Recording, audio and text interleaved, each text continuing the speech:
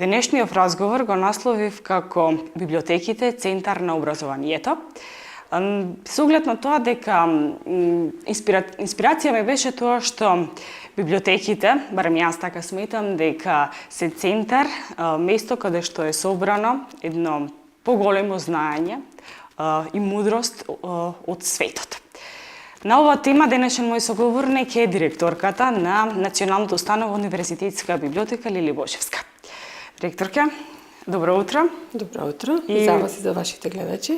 Ви благодарам на тоа што ја прифативте поканата, со оглед на тоа колку врски имате во теков на денешниот ден.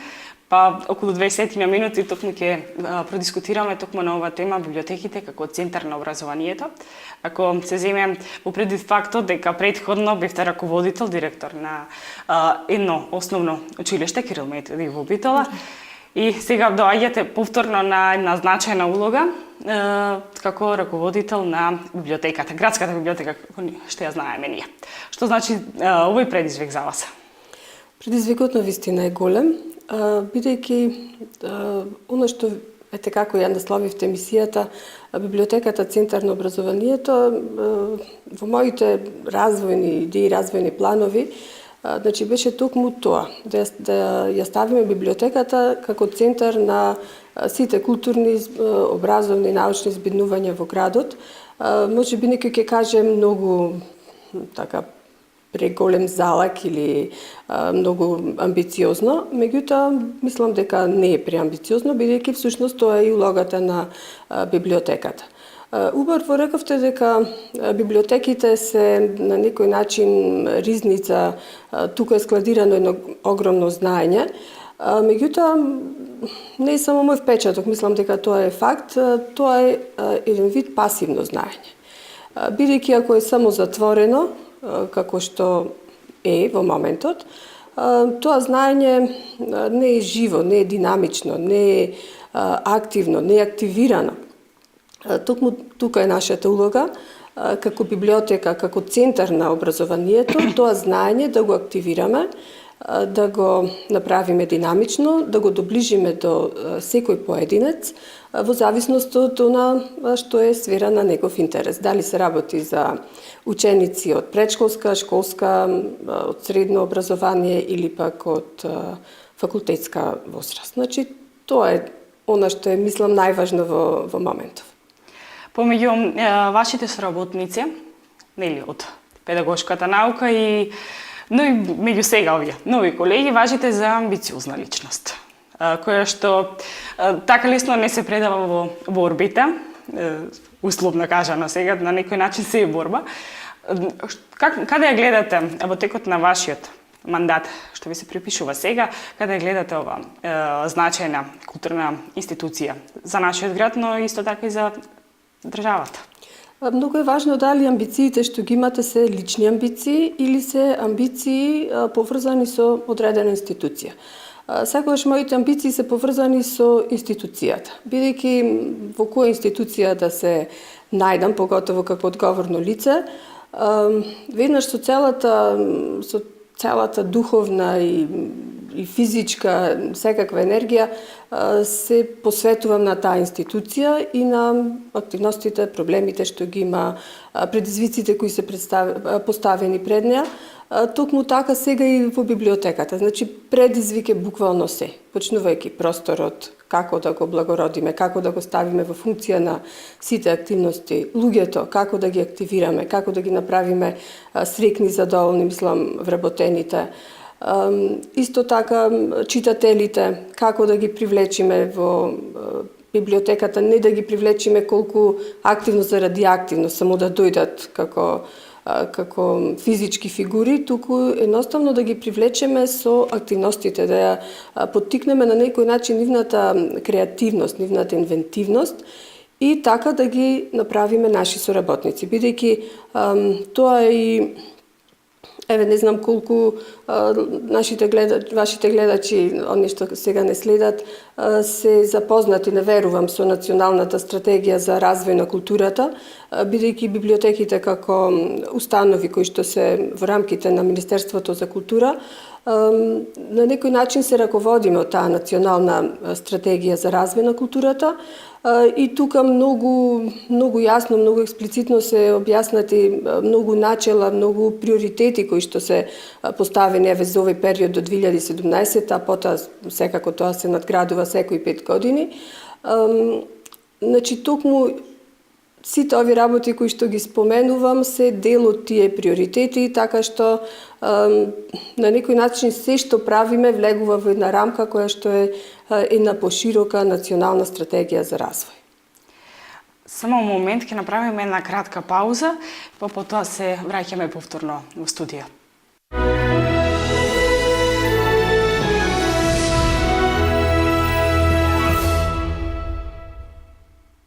Се враќаме повторно во студио. Оно што е доста интересно дека во петокот датумот беше 11. Одржавте во соработка со Институтот Крсте Петков Мисирков од Скопје долго очекуваната промоција на правописот на македонскиот јазик. Според мене нешто доста интересно и ете отворена на голема честитка до вас со оглед на тоа дека успеавте. Првен беше во Скопје, па сега кај нас оваа промоција.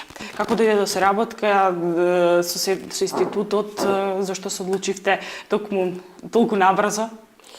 Да бидам искрена, тука проработија личните пријателства со господјата Елка Јачева Учар, со која сме пријателки, другарки, можем да речам, уште од детството. И кога, бидејќи ги следам и активностите на Институтот за македонски јазик и очекував да излезе и правописот на македонскиот јазик, овој обновено издание, и токму заради тоа, бидејќи би требало да бидеме актуелни, нели? Токму заради тоа ги поканив со нивната екипа, значи редакцијскиот одбор, да дојдат да го представат овој правопис, и тоа се случи. Не можам да кажам дека тоа е наша активност, сепак ние сме како еден вид посредник, потребно е да ги донесеме тука сите институции, потребно е да можеме дури на оние, така да кажам, од независниот културен сектор, дали се тоа одредени здруженија, дали се тоа како да ги наречам, не знам, друштва и така натаму, кои што се занимаваат со култура, кои што се занимаваат со пишаниот збор, на некој начин да им овозможиме нашите ресурси да ги ставиме во функција на сето тоа, на сите тие културни збиднувања. Без разлика дали се работи за национален институт, дали се работи за некоја невладина организација, дали се работи за некој здружение на писатели, на поети и така натаму. Значи, тоа ќе го практикуваме многу, да правиме такви копродукции, соработки, за да можеме да понудиме една побогата така културна презентација на сето на што се случува во нашата земја. Ова го нагласив токму преди тоа што прво беше, нели, како што кажав, и промоцијата во Скопје и не се очекуваше толку брзо да се случи во Битола. Иако, нели, како што знаеме, битолскиот говор е еден од столбовите на стандардниот македонски јазик и доста изненади тоа и позитивно во секој случај. Бидејќи не застанувате тука, верувам дека сега наскоро е и денот на книгата, денот на поезијата. Дали се подготвуваат некакви посебни настани? Да бидам искрена, се подготвуваат многу настани. Понекогаш, верувајте, се плашам да ни се досадиме брзо на јавноста, бидејќи некогаш не е добро ни постојано да ви има ни во јавноста, ни преку настани. За да не се случи тоа, сакаме секој настан да го приближиме на различна читателска, односно публика, значи на различни целни групи. Токму заради тоа, еве сега правиме напори во библиотеката со нашите вработени, да определиме различни целни групи на луѓе кои што би присуствувале на тие настани, така што да не се повторуваат. Значи, да не бидат на секој настан викани само училиштата или само одредени институции, само одредени поети или писатели, тоа да биде, значи, да има дистрибуција на тие покани до најразлични целни групи, за да може што поширок круг на луѓе на одредени временски периоди да биде присутен во библиотеката, за да на некој начин не се досадиме на јавноста. Така да ако во одредени ситуации, ако славиме поезија, тука би биле оние кои што се интересирани за поезија. Ако промовираме проза, да бидат различни луѓе. Не знам колку е тоа вака добро, тука сте вие како јавност тоа да го соопштите, да добиеме повратна информација дали сме на добар пат. Меѓутоа, и премногу настани некогаш знаат да бидат заморни, да ја изморат публиката и да премини во една, знаете, како една површност која што никој не ја посакува. Бидејќи градот Битола важи исто така за град каде се родени голем број на писатели кои се важни за македонската книжевна сцена. Имавме период каде македонскиот пишан збор беше, па може да се каже дека се уште состојбата е замреност. Дали имате некаков план нешто да остварите со битолските писатели, иако нели претходно знаеме дека имаше роднокрајната средба на битолските писатели, но нешто ете поголемо или поголема популаризација на нивните пишани дела?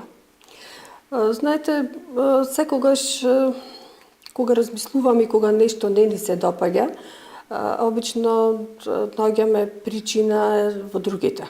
Ја бараме причината во другите. Мој пристап е секогаш кога нешто не функционира, да ја бараме причината во себе. Така, ние како библиотека сега, нормално ќе се потрудиме сето тоа да го активираме на некој начин. Меѓутоа, тука сме и отворени за соработките и за идеите на сите писатели, на сите поети, бидејќи секогаш оној кој што е во центарот на настаните многу подобро ја познава проблематиката и многу подобро знае што и како треба да се направи за работите да се поместат секако во позитивна насока. Заради тоа сме навистина отворени за соработка. Идеите кои што ги имаме, секогаш ги споделуваме со луѓето. Еве, како за пример, ќе кажем, денес во 13 часот имаме средба со директорите на училиштата и со представници на стручните служби, на која што средба не само што планираме да ги кажеме нашите планови за образованието, сите проекти кои што ги имаме, а се поврзани со ученици од возраста, која што е соодветна, значи, заради тоа ги викаме директорите и представниците на овие училишта, значи, не само да кажеме што ние ќе понудиме, туку да слушнеме што им треба, кои се нивните идеи, како ја гледаат библиотеката, како се гледаат себе си во однос на библиотеката и сето она што може да им го понуди, дали како инфраструктура, дали како потенцијал човечки, така натаму. Значи, доколку ја нема таа интеракција помеѓу луѓето, мислам дека секој решение е еднострано, секоја идеја е недоразвиена, за разлика кога ќе се споделат тие идеи. Еве, морам да ја споменам соработката на некој начин иницијална што ја поставивме со факултетот, со правниот факултет. Ајде, започнавме како факултет по факултет, значи да воспоставуваме соработки и од она што го имавме како средба, навистина произлегува уште многу идеи. Токму од таа една средба произлезе и посетата сега на 16-ти, значи сега во среда, ќе биде во библиотеката присутен, ќе има свое предавање, председателот на председателството на Босна и Херцеговина. Значи имаме можност да имаме еден државник кој што ќе одржи предавање на Битолскиот универзитет во просториите на Битолската библиотека. Понатаму ќе имаме бројни предавања кои што ќе ги одржат професори од правниот факултет со студенти од правниот факултет, па промоција на книги, представување на книги од едицијата, книги од областа на правото, криминологија, дипломатија и така натаму. Значи, една средба, еден договор со факултетот, најмалку 3 средби, значи 3 настани иницираше. Предпоставувам дека тоа ќе се случува со сите субјекти кои што се вклучени и заинтересирани за нашата работа. Така го гледам развојот, не само на библиотеката, бидејќи ако се развива библиотеката, значи се развиваат сите. Повторно ќе кажам, не е тоа од некои себични или едностранни причини, напротив, тоа е интерес на целокупната општествена јавност во Битола и поширок. Верувам дека вие тоа најдобро го знаете, бидејќи доаѓате од образование. Ако се соберат и сите тие последователни работи, се разбира дека најважно за една личност да се развива правилно во таа духовна смисла и во оној подруг дел, многу е битно да чита, да се образува.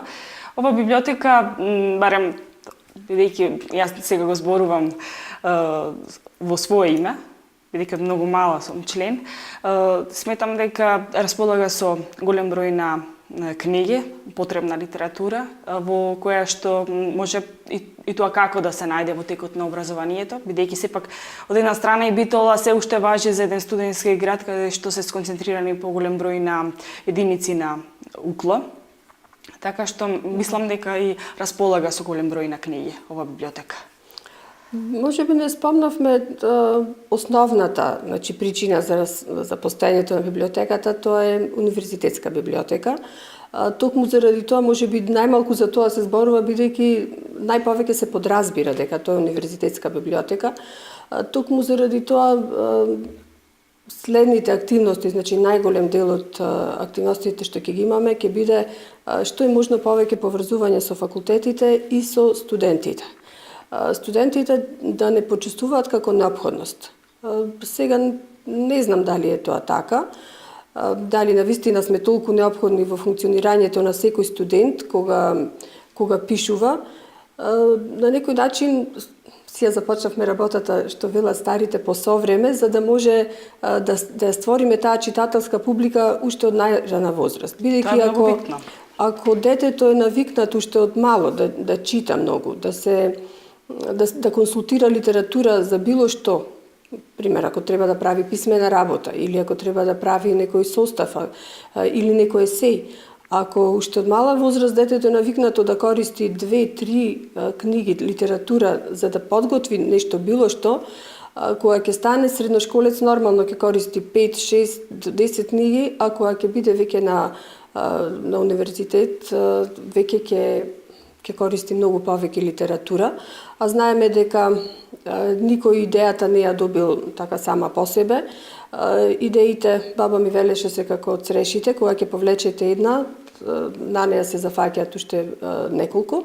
Колку повеќе книги сме прочитале, толку повеќе создаваме на нова критичка мисла кај секој дете, кај секој млад човек, кај секој човек возрастен било од која возраст, бидејќи кога ќе ги обедини сите тие мисли, може да создаде едно ново свое мислење, кое што многу се разликува од сите тие претходни, меѓутоа е нова мисла.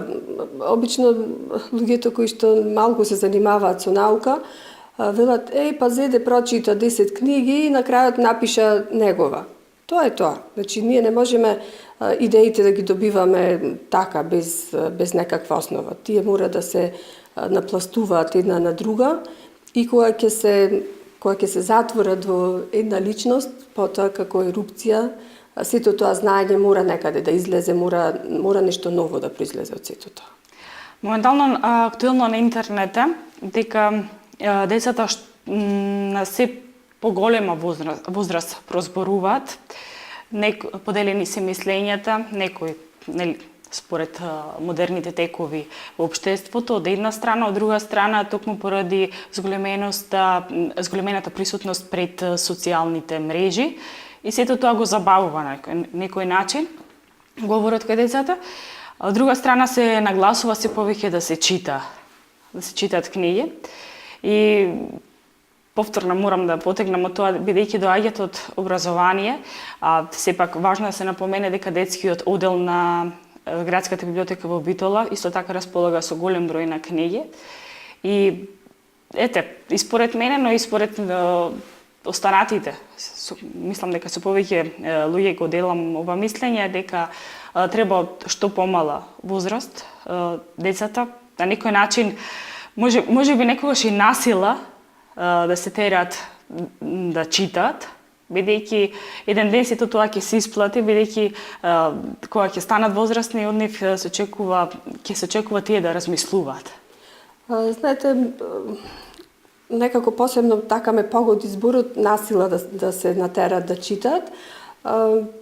Не можеме никого ништо насила да натераме. Значи тоа може да биде суптилно да ги натераме, меѓутоа на некој начин да им покажеме што значи да се чита. Бидејќи има навистина најразлични методи и техники како децата да се поттикнат за читање. Повторно еве се враќаме некако, можеби дека бев директор на основно образование и постојано некако ме враќате така во тие води. Бидејќи еве сме следели најразлични обуки за ран детски развој. Еве, јас не бев во предшколска установа, меѓутоа многу е важно, бидејќи ние без разлика во кој сегмент од тој синџир, од тој ланец на образование се наоѓаме, сепак мора да имаме во предвид целокупната слика, односно целокупниот развој на детето и на човекот од најмала возраст до најголема возраст. Зошто е тоа така? Ако имаме во предвид, ако имаме фактот дека детето интелектуално најмногу се развива до 8 години. Еве, ајде прекусила што се вели до 12 години. Гледаме дека токму во тој период ние можеме да ги создадеме навиките за читање. Дете кое што веќе изгубило, нема навика за читање, не можете вие да го натерате во средно училиште да чита не знам колку книги или на факултет да користи не знам каква литература. Тоа значи што ќе се направи до 8 години, тоа е она што се створило кај детето и тоа е темелот врз кој потоа може да се гради или не. Заради тоа, имајќи го сето тоа во предвид, има толку убави методи, техники, како децата треба да се стават во тој колосек да читаат. Тука е многу важно и семејството, дома да им се чита на децата, да заспиваат со читање на приказна, тоа изразно читање да се практикува. Сега некој ќе каже, можеби немаат сите семејства такви услови, нити образовани родители, нити пак можеби време тоа да го прават. Токму тука ја наоѓаат својата улога образовните институции, дали од претшколска или од школска возраст, да го надокнадат на некој начин она што децата го немаат во домот, а тоа е повторно наставниците да им читаат, да ги заразат буквално со тој вирус на читање, на литература, на креации, на креирање на најразлични состави. Можеби децата на почеток творат така нешто едноставно, меѓутоа тоа на некој начин потоа станува нивна определба, без разлика во која област подоцна ќе се развијат. Имаме ние тука еден впечаток дека само луѓето што се занимаваат со јазик треба да го зборуваат стандардниот македонски јазик правилно, како што треба, а останатите дека може да им се прости. Мислам дека секој образован човек, без разлика на кој ниво од образование станува збор, треба да го зборува убаво својот јазик, бидејќи тоа е начин како да искаже својата мисла. Тоа е. Сепак, зборувањето, односно говорењето на стандардниот јазик представува одлика на културниот човек, што би рекол Чехов. Бошевска, јас ви благодарам многу за вашето гостување во терминската програма Денница на телевизија Мега. Ви посакувам многу успех. Па наскоро, мислам, не постојано ве пратиме во сите ваши нови активности. Ви благодарам. Почитувани, не одиме понатаму со утринската програма.